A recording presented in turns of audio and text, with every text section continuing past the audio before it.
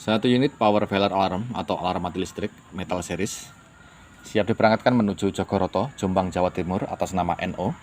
Alarm ini berbahan dasar metal dengan kekuatan suara 110 desibel dengan support power baterai recharge atau baterai 18650.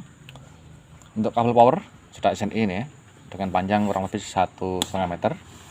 Untuk penggunanya tinggal colok saja ke sumber listrik 20 volt atau ke PLN. Tekan tombol power ke arah dalam untuk mengaktifkan.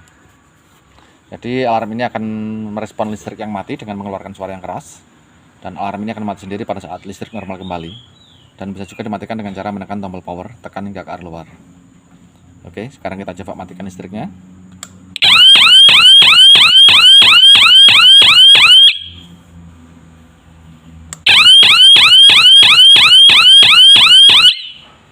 Oke, seperti itu. Ini tinggal proses packing dan segera kita berangkatkan.